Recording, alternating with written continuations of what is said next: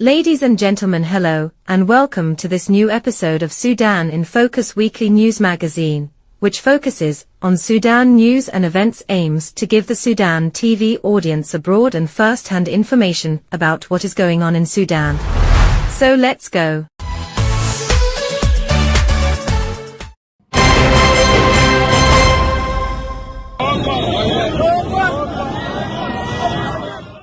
The chairman of the Sovereign Council, Commander-in-Chief of the Armed Forces, Lieutenant General Abdel Fattah al-Burhan, inspected the Al-Qadro military area and the Hadab operational base in the city of Bari, Khartoum State. The chairman of the Sovereign Council, Commander-in-Chief of the Armed Forces, General Abdel Fattah al-Burhan, also inspected the citizens of the Hadab area in East Nile in Khartoum State. Over the course of 5 days, the chairman of the Sovereign Council, Commander-in-Chief of the Armed Forces, Lieutenant General Abdel Fattah al-Burhan, inspected the front lines.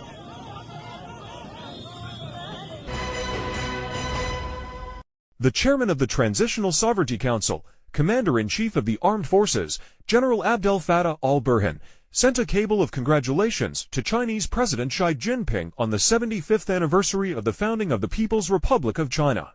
"We appreciate this great anniversary, in which the Chinese people made great sacrifices to lay the foundations of the modern state, which culminated thanks to your wise leadership in a comprehensive renaissance, which will continue to be a model to be followed and a guide for nations and peoples," Burhan said.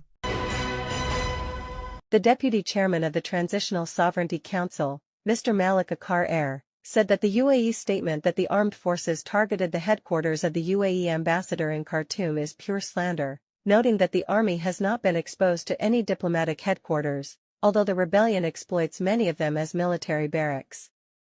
Although this war is taking place inside cities, the armed forces run it with high professionalism, he said. This came when addressing the opening of the training workshop on radio professions and the craft of radio performance, which is organized by the General Authority for Radio and Television with the participation of the Radio and Television Corporation in the Red Sea State and in cooperation with the Arab States Broadcasting Union, in the presence of the Ministers of Culture, Information and Labor and the Governor of the Red Sea.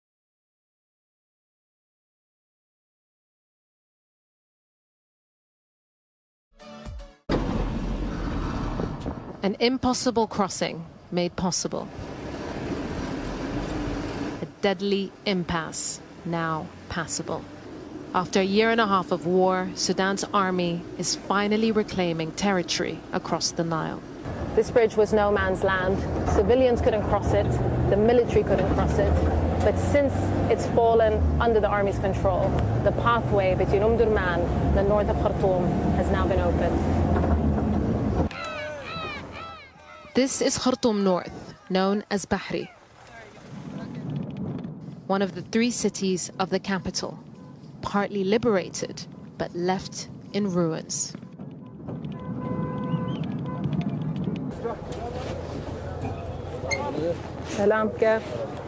This is insane. This was a bustling residential area.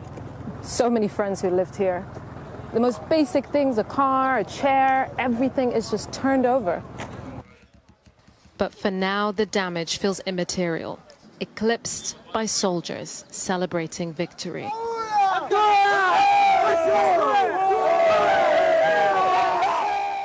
Not just for a strip of land, but for entering a new era in their fight against the RSF. And for some of them, the joy of coming home. It's a beautiful feeling to come to where you're from after a year and a half, he says.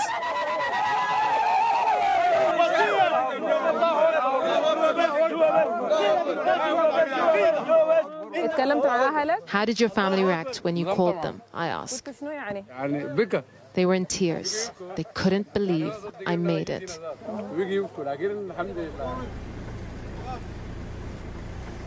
We moved deeper into the devastated neighborhoods, looking for the few families that couldn't flee. Faiza is still trembling from everything her family has endured. Trapped in a nightmare of RSF terror. It was hell. No one can imagine how we were living. She says RSF soldiers kept barging into their home, each time with a different demand. He shot the ground and asked for gold. I begged him and said I have nothing. He asked me to choose who he would kill, my son or my niece. I locked my 12-year-old daughter in the bathroom so he wouldn't rape her like the neighbors' daughters. If I had a single coin, enough money to get out of here, I would leave this country and never come back after all we've been through.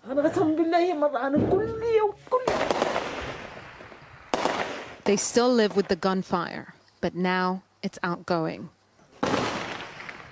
Their whole area, an army defense position. And all around them are the empty homes of their neighbors, overturned and stripped of material value. The fight is far from over. RSF snipers and rocket launchers are pounding the edges of this pocket. This is a main road through northern Khartoum, and some gunfire is now going across because this bus stop is the front line. And given the nature of urban warfare, they expect that anywhere beyond this point, they can find the enemy. More soldiers move in as we move out, from a part of the capital that's finally free from its siege, but still gripped by a war that's tearing Sudan apart. Yusra al-Bagher, Sky News, Khartoum.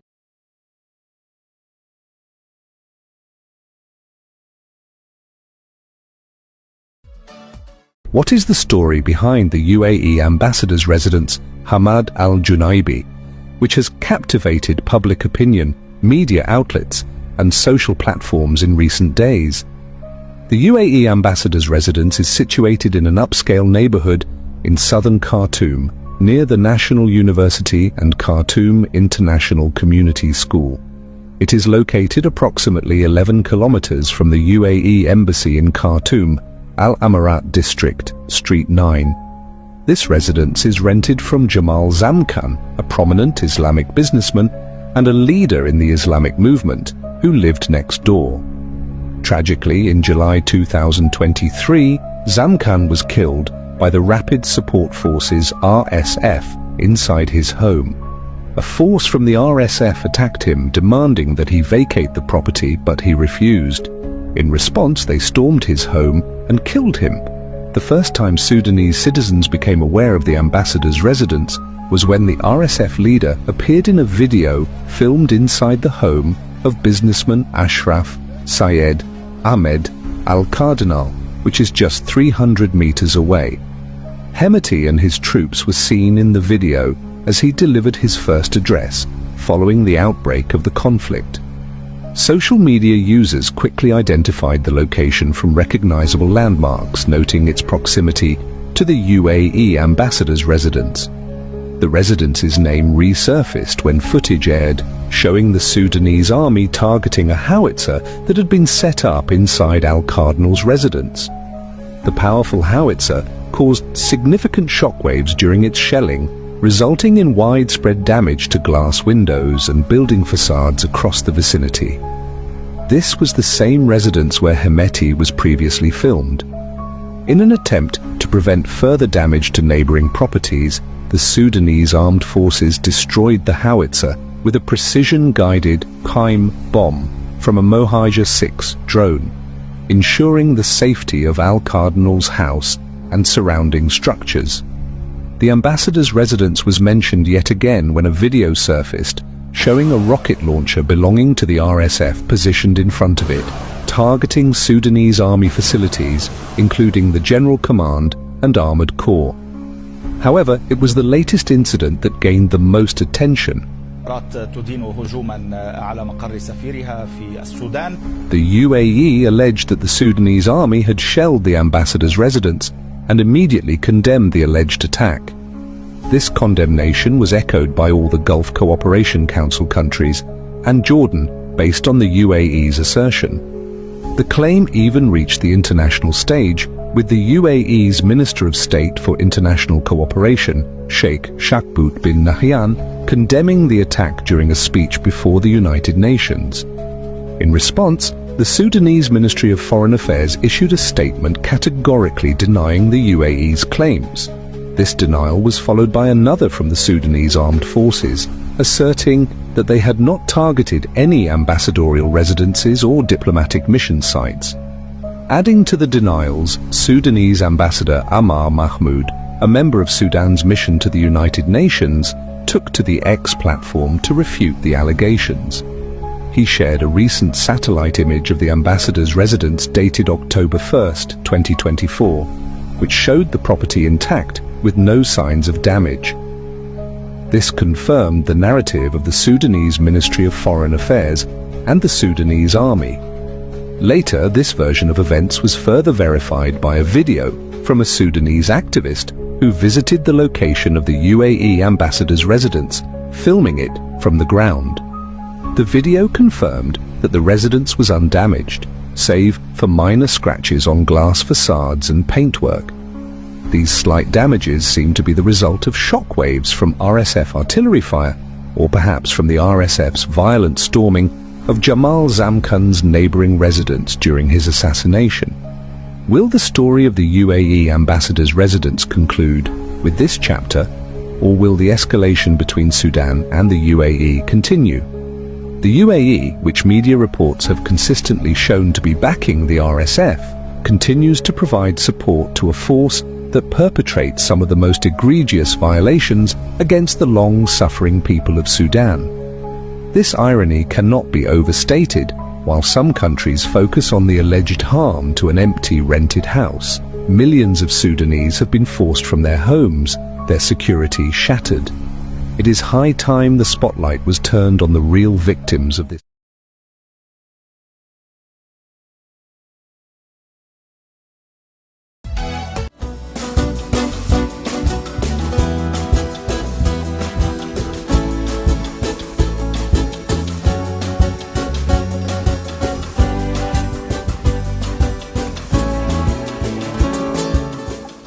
The Barkal Mountain, or in Arabic Jabal al-Barkal, is a mesa and large rock outcrop located 400 kilometers north of Khartoum, next to Karima in Northern State in Sudan. This mountain is about 89 meters, 322 feet high, and has a flat top.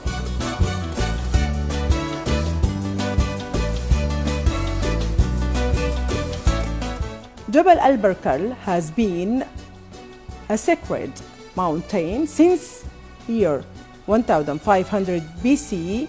The Egyptians that time believed that their state god Ammon resided in this holy mountain. 100 hectares along the Nile in northern Sudan, Jabal al-Barkal is an extraordinary archaeological site.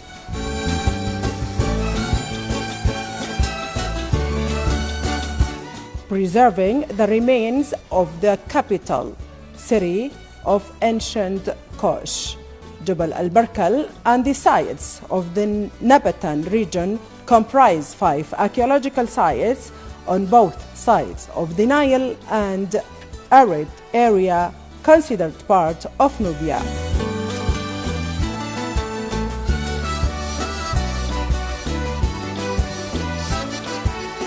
Together, they cover an area more than 60 kilometers long.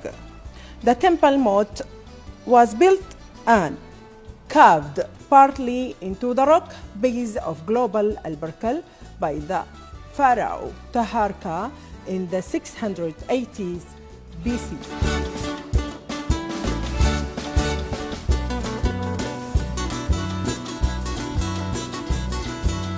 The temple of Ammon at Jabal al-Barkal was built during the reign of Pharaoh Thutmose III. Jabal al-Barkal and the sites formed around a tall, dramatic sandstone outcrop that was sacred and to ancient Kushites.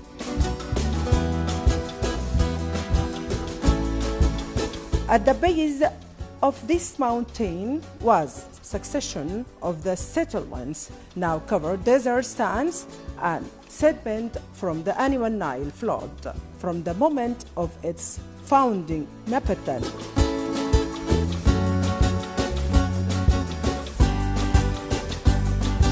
Achieved an outsized religious importance because of Jabal al-Barkal.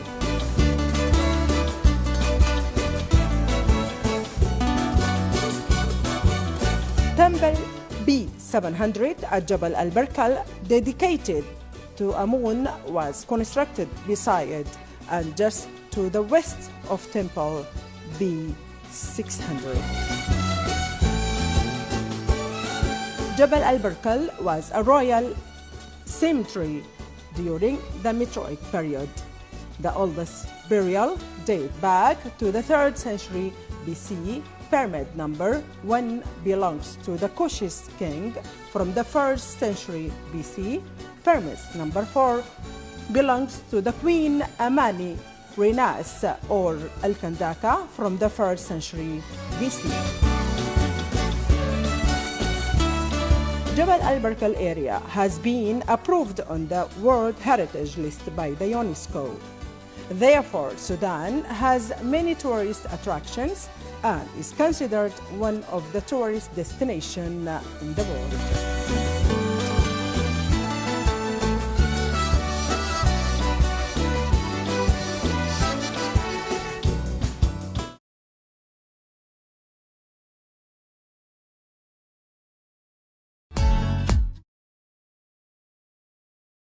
Linked to cultural elements, including historical, economic, and environmental conditions, customs, and traditions, which made it change from time to time according to changes. Although Sudan is distinguished by the multiplicity and diversity of its tribes, which had a great impact on the differences in costumes among them, it is noted that there are common features between these costumes in the different regions of Sudan. Men's fashion in Sudan in ancient times did not differ from the fashions of other peoples, as the men's uniform consisted of a shirt, robe, and shawl. In addition, the man wears aprons that are tied around the waist without wearing any other uniform. The Sudanese woman wears her dress over simple clothes in colors close to the color of the dress. Despite its ancient history, it maintains its basic form without being affected by many of the changes and additions that were made to it. There are many pleasing shapes and colors for the Sudanese dress, some of which are suitable for the morning period, some for the evening period, and some for weddings and evening parties. There are dresses designated for the Sudanese bride, which are characterized by being made of the finest and most expensive fabrics and are famous for their beautiful colors. There are partial differences between one tribe and another regarding wearing the dress, explaining that the women of the Beja tribe in eastern Sudan, for example, wear two types of clothing, including the dress known in all regions of Sudan. The jalabia is a decorated piece of cloth that is tailored to fit and size the body. It is wide and has many shapes and colors, and varies from one country to another. The jalabia consists of two pieces, a short shirt with sleeves just beyond the elbow and open sides, a regular collar, and short pants, with a small pocket at the top of the left side for the jalabia is made of white cotton fabric, and its average length is 5 meters, but it may be shorter than that or longer to reach 10 meters. The Sudanese fashion is the national dress of Sudan and the most famous thing that distinguishes Sudanese people from their counterparts of other nationalities. Sudanese fashion expressing about the Sudanese identity and culture, especially outside Sudan.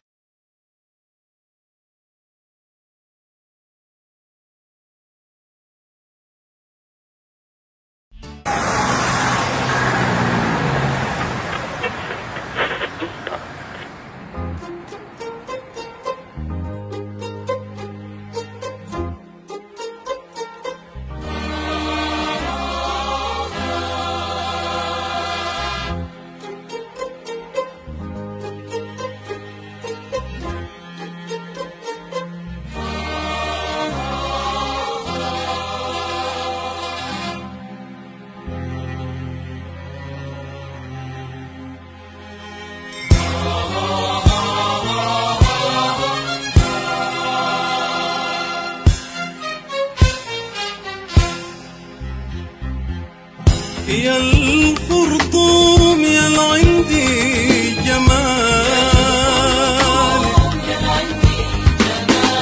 يا الخرطوم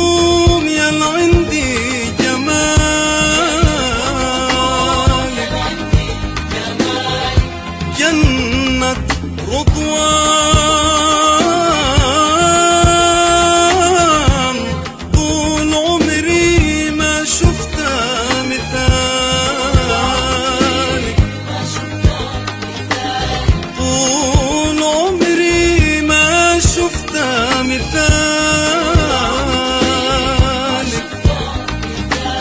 في أي مكان.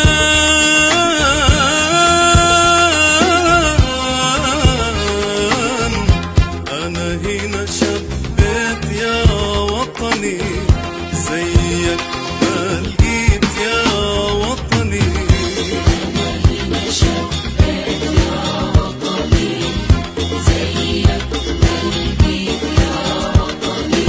أنا هنا شبيت يا وطني زيك ما لقيت يا وطني.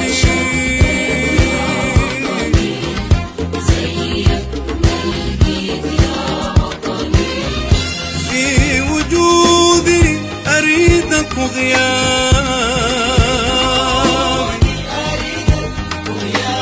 يا وطني يا بلد أحبابي يا وطني يا بلد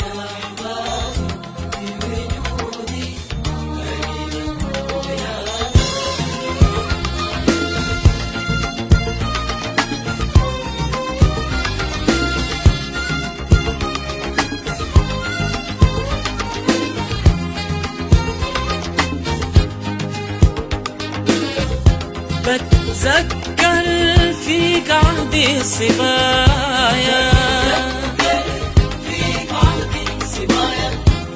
بتذكر فيك عهدي الصبايا، على شاطئ النيل وحبيبي الساهر معايا،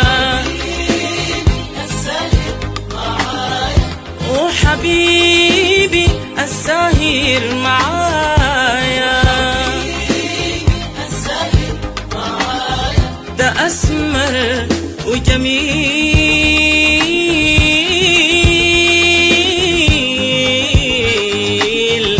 كانت أيام يا وطني زي الأحلام يا وطني.